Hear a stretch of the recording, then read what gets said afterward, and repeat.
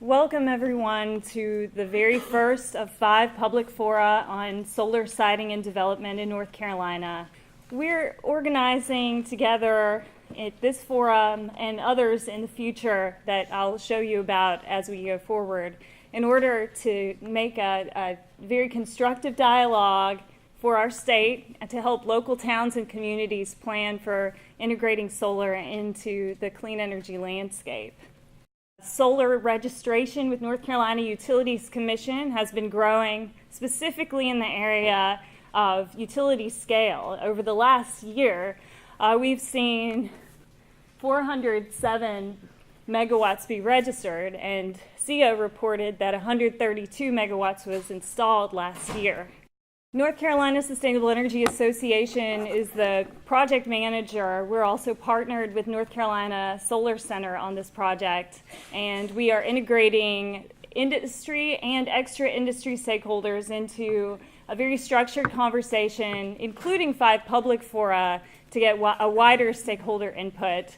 Future fora will take place also in Greensboro on June 27th, followed by Lumberton in July, Asheville in August, and finally with the rollout of the final template ordinance for local communities to adopt and adapt, that will take place in October.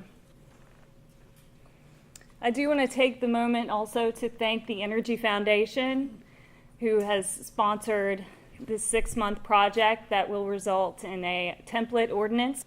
Our agenda today is to start off with some experts on the subject matter, ranging from legal to agriculture to forestry, where land use issues may be of interest to local communities.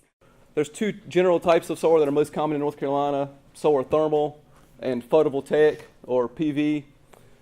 On a rooftop, they look very similar. You can see on the left a picture of a solar thermal system, and on the right, a picture of a PV system.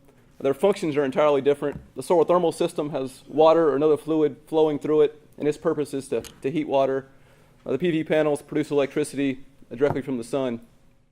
The main difference is the sizes of the systems being installed right now, with photovoltaics being the main focus of most of our discussions because they're being installed in larger facilities, taking up ground-mounted systems, as opposed to the solar thermal that's primarily rooftop systems. One of the main drivers that's got us all here today has been this industry growing quickly, development growing quickly in North Carolina as well as the rest of the world.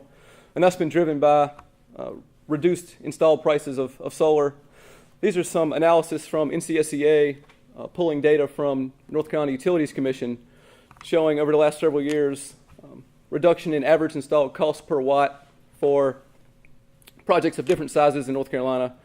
You can see on the left the smaller residential size projects, moving over to the right the utility size projects. Now, you can obviously see a big difference in the price per watt there. You can think of that as roughly on proportionally price per panel, installed panel. The economies of scale mean we've got a lot lower cost for the larger systems, which is the main reason we're seeing a lot of those large systems going in North Carolina. And North Carolina is not just a small player in this in the U.S. We're one of the leading states in installed capacity. At the end of last year, we had the 6th most installed capacity of any state in the country. Just in 2012 by itself, we were ranked 5th of all states.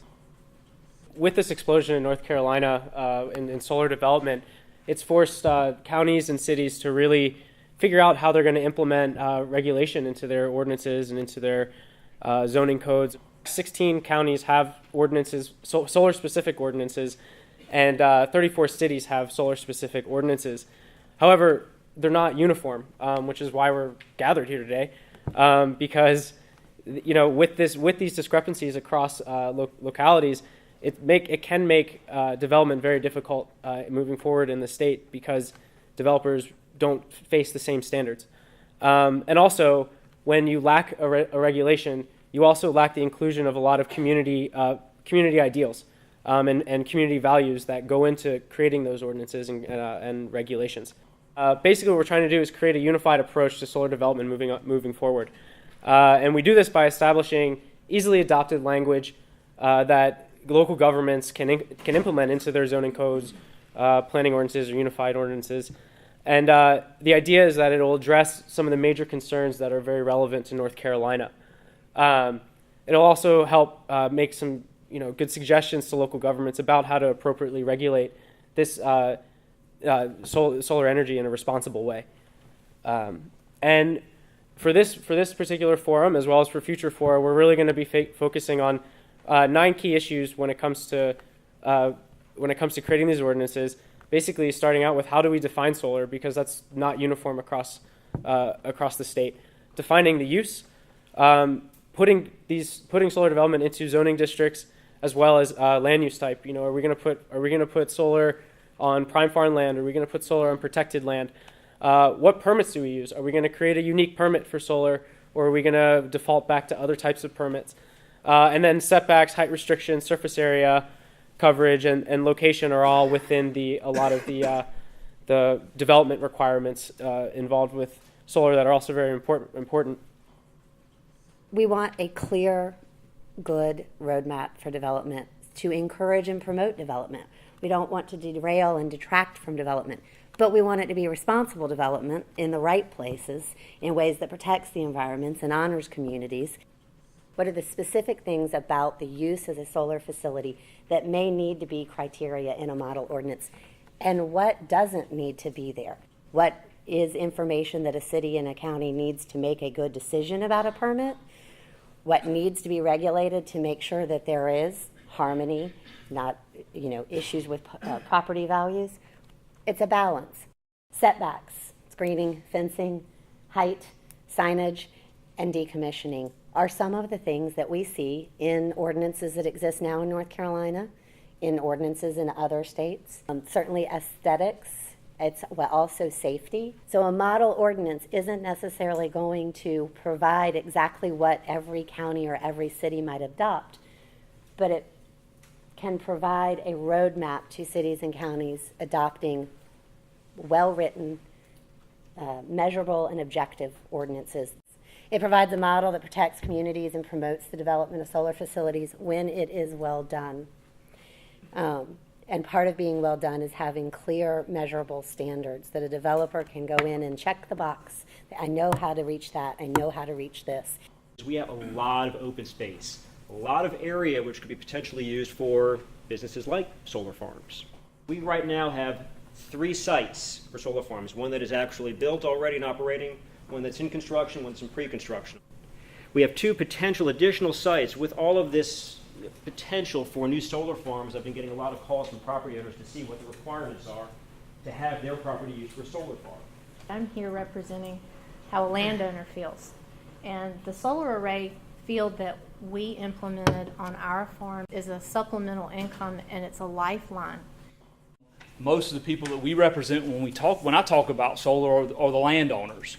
They're the ones that have the rural land, the cleared land, the land that a lot of these developments are going on. The vast majority of these projects are in rural areas, and the vast majority of those projects that are in the rural areas are also going on either pasture or cultivated land that's already been cleared. We feel very strongly that the ordinances that we put in place find that, walk that fine line, find that balance to where we can protect the property rights of everybody in the county as well as the property right of that landowner. And so I certainly salute the work that y'all are trying to do to get this model ordinance out there so that we can find what are the right policies to have in place to be able to facilitate moving this industry forward without having any of those consequences come back and hurt us.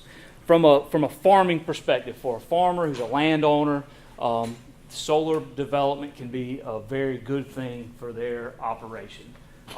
The land lease rents and things that come up that are part of the development is something that can certainly add to the income of the farm. It helps make that farm more diverse as far as their income, and so it keeps that farm more viable and hopefully keeps that farm in place for much longer. There's 30, 40 acres that go into solar development and keeps that farm in operation versus the possibility of all 350 or 500 acres being sold to somebody else for larger development. And then there is no agriculture in that area anymore, and that open land's then gone.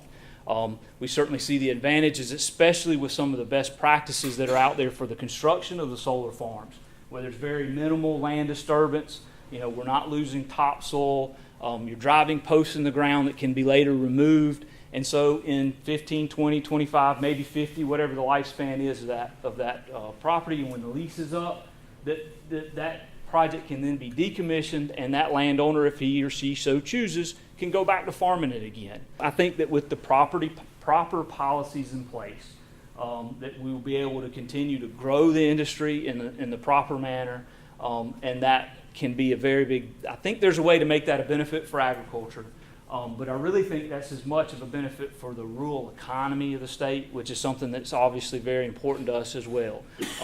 Because when you've got tens of millions of dollars worth of equipment going out on the property, that's good for that rural economy. That's good for the local government. And, thank you for sticking with the process this afternoon. There will be more.